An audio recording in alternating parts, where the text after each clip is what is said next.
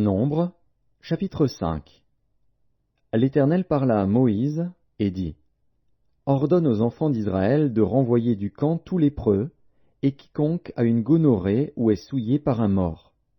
Hommes ou femmes, vous les renverrez hors du camp, afin qu'ils ne souillent pas le camp au milieu duquel j'ai ma demeure.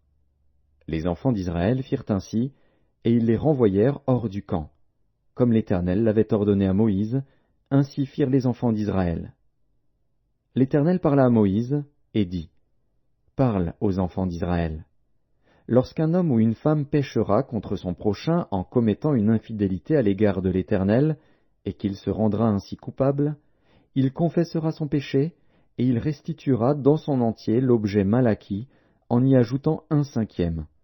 Il le remettra à celui envers qui il s'est rendu coupable.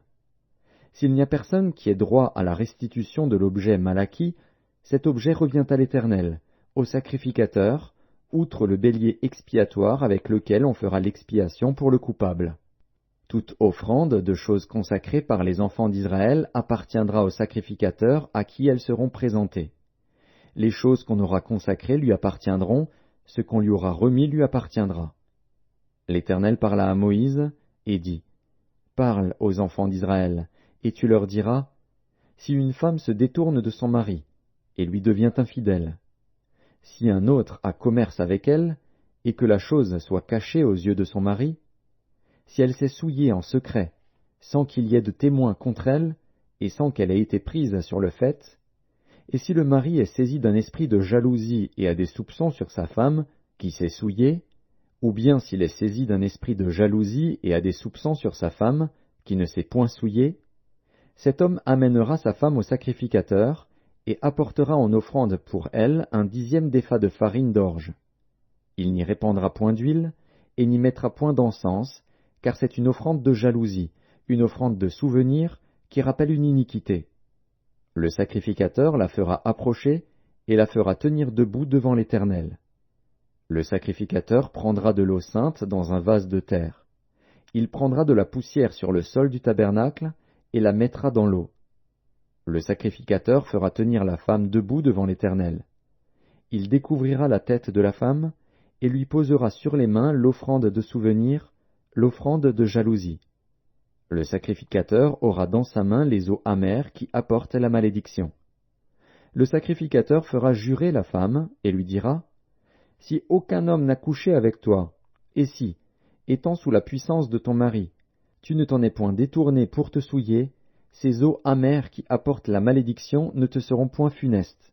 Mais si, étant sous la puissance de ton mari, tu t'en es détourné et que tu te sois souillé, et si un autre homme que ton mari a couché avec toi, et le sacrificateur fera jurer la femme avec un serment d'imprécation et lui dira: Que l'Éternel te livre à la malédiction et à l'exécration au milieu de ton peuple, en faisant dessécher ta cuisse et enfler ton ventre, et que ces eaux qui apportent la malédiction entrent dans tes entrailles pour te faire enfler le ventre et dessécher la cuisse. Et la femme dira: Amen, Amen. Le sacrificateur écrira ces imprécations dans un livre, puis les effacera avec les eaux amères. Et il fera boire à la femme les eaux amères qui apportent la malédiction, et les eaux qui apportent la malédiction entreront en elle pour produire l'amertume. Le sacrificateur prendra des mains de la femme l'offrande de jalousie, il agitera l'offrande de côté et d'autre devant l'Éternel, et il l'offrira sur l'autel.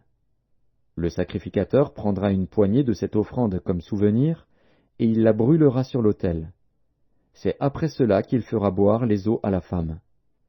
Quand il aura fait boire les eaux, il arrivera, si elle s'est souillée et a été infidèle à son mari, que les eaux qui apportent la malédiction entreront en elle pour produire l'amertume. Son ventre s'enflera, sa cuisse se desséchera, et cette femme sera en malédiction au milieu de son peuple. Mais si la femme ne s'est point souillée et qu'elle soit pure, elle sera reconnue innocente et aura des enfants. Telle est la loi sur la jalousie, pour le cas où une femme sous la puissance de son mari se détourne et se souille, et pour le cas où un mari saisi d'un esprit de jalousie a des soupçons sur sa femme. Le sacrificateur la fera tenir debout devant l'Éternel, et lui appliquera cette loi dans son entier. Le mari sera exempt de faute, mais la femme portera la peine de son iniquité.